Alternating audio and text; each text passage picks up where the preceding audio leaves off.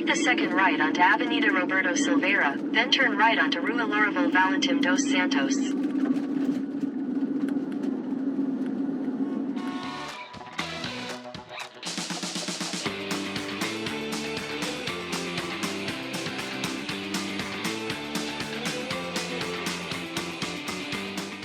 Welcome to Paraty. So you can see we got a little camp spot back here, and this is where we stayed last night. Now what's interesting about this place, not only is it right on the beach, but if you look at these places, a lot of these places are almost like temporary makeshift homes. And so you can see covering over the RV, they have like these tarps, even these little rooms, and some of them have like full kitchens and living rooms, and basically they've kind of built little houses around their RVs. And when we check the price at this place, it's kind of expensive per night, but per year to stay here for 1 year, it's 5,800 reales. So 5,800, let's just say 6,000 for round math, and well, it's $5 or 5 reales per dollar. So anyway, to stay here by the year, super cheap. I don't know all the details, but I do know that right across the way they have a nice beach with a lot of restaurants and all the tables, the beachside service with the umbrellas. And there's also little bouncy houses for the kids, little places where you can get massages. There's street jewelers and all that other type of stuff. But there's also music that we can't play in the background. But we definitely have arrived at paradise. Little tiny baby monkeys. 3 of them sitting on the power lines or the TV lines. 1 up on the wall behind it. Look at them, they're so stinking cute. Oh, they got little striped tails. Oh. They're tiny. When I first saw them, I thought it was a squirrel with a really long tail, but look at them.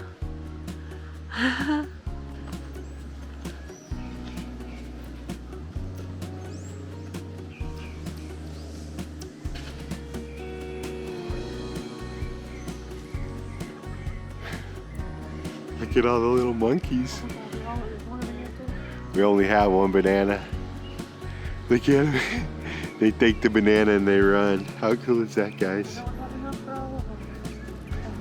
Not enough banana. Look at these little guys. They're so cool.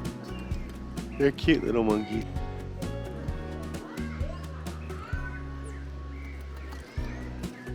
Now I think they've all gotten a piece. All right, after a couple play days, we are leaving our beachside campsite. Headed to the city center. We're going to Old Town. Van is on the dash. Technically, it's moving day. We gotta go get some groceries and do a couple other things before we settle in. We're gonna be here in Paraty. How do you say it? Paraty. Paraty. We've made it to our new campsite, and we were both just sitting there chatting on our new strategy. And I looked up in the tree and I saw one of these little monkeys. And I know they like bananas. Look at him. He's so cute and so little. Oh, there's more than one. Here they come. Whoa. And it looks like this one might be missing an arm.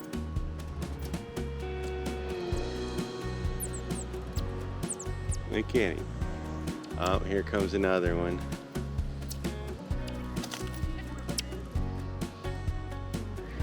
He's like, I'm not letting go of that. Our new campsite here in Paraty may look like it's in the middle of the jungle because of the cute little monkeys we saw when we first got here and for all these trees around the van behind me. But we are actually right in the middle of the city of Paraty, walking distance to the downtown historic area. That is why we were at this camp. Normally we don't like to camp in the cities. It's not our gig. but this was so close to being able to just walk down to the historic center. We have made it to the historic city center. And it looks like a lot of these streets are going to be pedestrian only. And they are definitely, look at the horse, definitely bumpy cobblestones, without a doubt. But the little pictures, the little streets are pretty. The village of Paraty was founded in 1597. It was established formally as a town by Portuguese colonists in 1667. The indigenous people who lived where the city now stands called the entire area Paraty. In their language, Paraty means river of fish. Even today, the Brazilian mullets still come back to spawn in the river that spill into the Bay of Paraty. When the region was colonized by the Portuguese, they adopted the indigenous name for the new town. In 1696, one of the richest gold mines in the world was discovered up into these mountains. A road was built connecting the mine to Paraty, where the gold would be loaded onto ships and shipped up to Rio de Janeiro, where then it would be shipped over to Portugal. That road was called the Camino de Oro, or Gold Trail. It was 1,200 kilometers long, paved in steep areas with large stones, just like the ones we're walking on now. After several years passed by of successful export of the gold from Paraty, the pirates became too aware of the schedule of the ships and began stealing all of the gold as they would hide in the coves of these beautiful mountain islands around this area. So another road had to be built connecting the gold mine directly to Rio de Janeiro. And that was a big economic hit for this area. Today, Paraty is a tourist destination and a UNESCO World Heritage Site. So definitely a colonial feel here down here.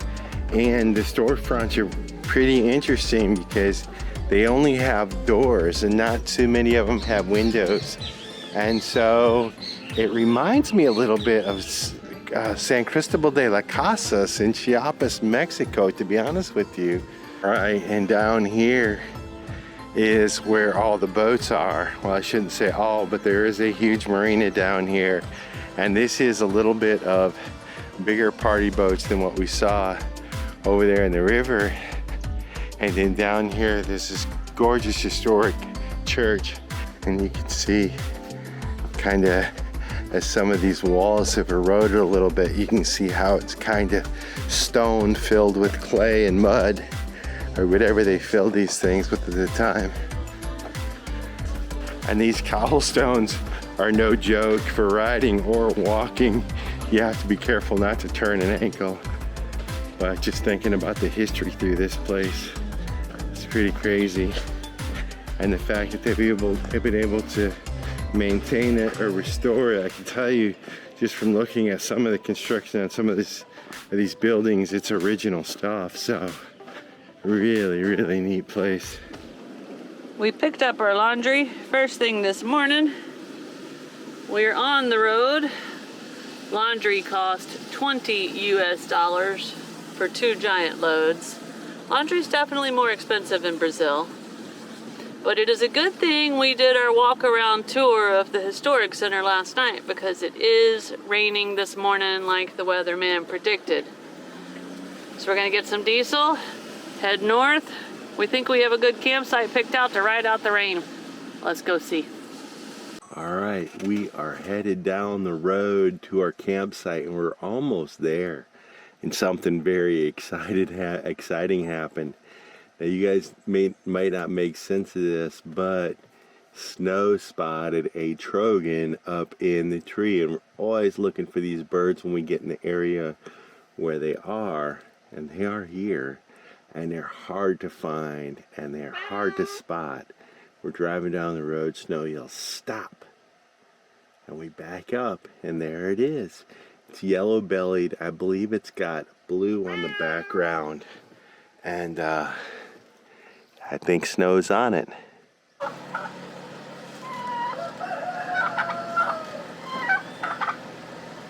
It's a guard turkey, look at him. He's chasing our tires. All right, the van is crossing a river. Here we go.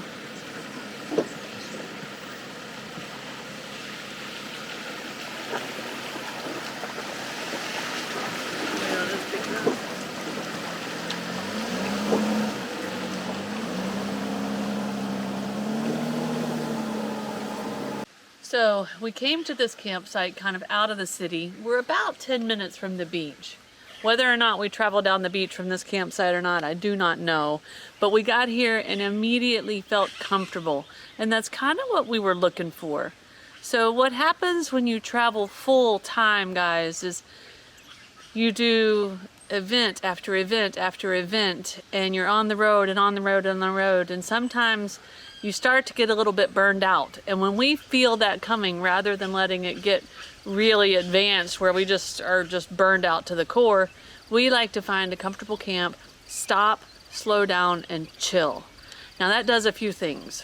The first thing it does is it totally impacts our planned schedule to see everything we want to see. And here in Brazil, when you guys started sending your suggestions and I started populating our map, I already knew there was no way we were going to be able to see everything we wanted to see in Brazil.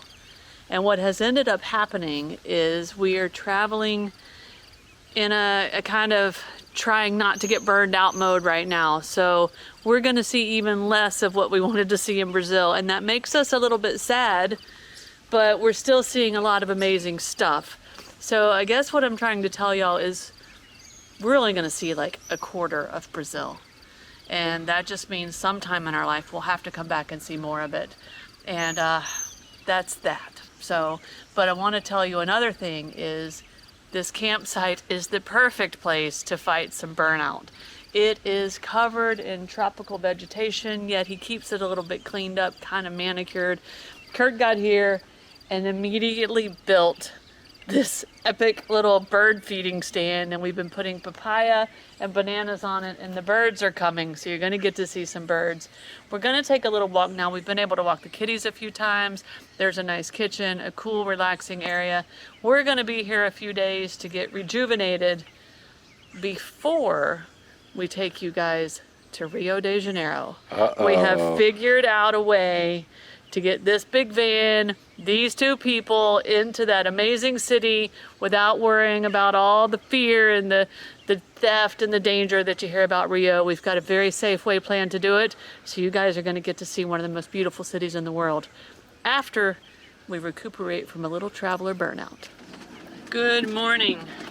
We have just pulled out of what I'm declaring the best campsite on our entire journey as far as being peaceful and relaxing. But it's just because we need to go up here to town because we have some very important errands to run. I have not told y'all any of this yet, but we are going to end up overstaying our allowed 90 days here in Brazil. So we have to go through the visa extension process, which has turned out to be kind of a hard thing to do. But we have our appointments scheduled. We need to go to the bank and pay some fees. We need to make a lot of copies. There's some stuff we have to do to prep. Our appointment is in 4 days, maybe an hour up the road, closer to Rio. But today, we're gonna go get everything prepped and ready. And y'all cross your fingers they'll give us the visa extension. Because if they don't, that changes everything. We'll find out when we get there. Made it to town, and everything is a bit busier than it was last time we were here, a bit more hectic. We went to the copy shop. I was able to make all the copies, and just so you know, we need copies of the stamp with the date on it in our passport, copies of the import permit from our van so they know that we have a way to travel, 3 months worth of bank statements, and kind of proof of where we're staying. So I had to get copies of all of that for both me and Kurt because our appointments are at separate times. So that's all done. Then we went to the bank. And the banks in Brazil are a bit different than the banks in the United States. There are 3 layers of security to get into the bank, including checking in, going through metal detectors, checking in again, going upstairs, waiting your turn to get called with a little ticket number, It's quite a process. I counted no less than 6 armed security guards in that bank. So the banks seem to be either safe or incredibly unsafe. I don't know which one, but we paid our fees. You deposit the money straight into the immigration police bank account number. So that is done. We have our receipt. Now we're gonna grab some groceries and get the heck out of here. Trogan, guys. Yellow-breasted, blue. It's so cool. We don't have the big camera. We don't have the big camera. Snow and I are out just taking a walk. But he's right there. She spotted one coming in. And I spotted this one right here. Curt is hustling back to the van to try to get the big camera. It's so rare to actually spot a Trogan. He's got to try. I wonder if he'll stick around long enough for Curt to get back. We shall see. Curt made it back in time. This guy started fluttering all around when Curt got back. Normally they just sit there on their branch, very stoic looking. He must be hunting him some bugs to eat. This little river is maybe 100 yards walk down the road from our camp. You have to drive across it, which we've already showed you to get to our camp. It's got these big boulders and a very wobbly pedestrian bridge up there. And bamboo everywhere. I'm wondering how cold this water is, guys. Let's see. Oh, it's not that bad at all. I expected it to be really cool, but it's warmer than one of our Florida springs. Crystal clear too, look at it. It's our last day here at this camp. And we looked out the window from the van. It's a little overcast and gloomy, so we're just kind of chilling and getting a little editing and sorting some videos. But we look out the window and spotted a toucan. The first toucan that's been close enough to the van to actually film him. Now, it happened quick. And by the time we got the big camera outside of the van, they had moved a little bit away. But thought it would be a good time to take a walk down here, show y'all a little bit more of this campsite. It's been such a great place, and I don't think we've showed it real good. I don't know if we've told y'all, we've probably joked about it, but Brazil is a country that when we're done traveling in a van, however many years that's going to be, we got a lot of stuff yet to see.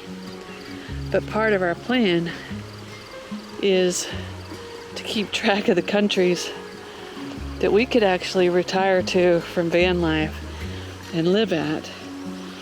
Now, whether we have to incorporate, that's a big step, some kind of work into that or not, we've joked about starting a place like this, our own kind of place. And Brazil is a country we could do that. So while we're here, we look at it through a little bit different lens right now, thinking about how could we live here when we're done with van life. And this is a kind of property that would interest us. Set up a little campsite, something like this, or maybe a little restaurant slash cafe with some little cabanas and a few overlanding parking spots behind it. Oh, I think that's either a big kingfisher that just flew overhead or the woodpecker we've been hearing. It's the woodpecker. I don't have the big camera, but it's the big red-headed woody woodpecker. But yes, Brazil is on the list. It's a place we could end up years from now, and we would definitely be interested in maybe setting something up like this. Close to the coast, but yet in the mountains. Beautiful jungle, lots of wildlife. Fairly easy access. Close to some tourist hot spots. A nice clean river running right through the middle of it. Yeah. So, anyway, that's very long-term planning. But like I say, I don't think we had shared that with y'all.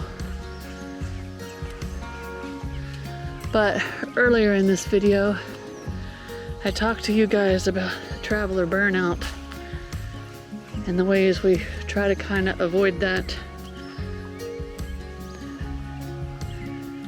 And this place has cured us for sure.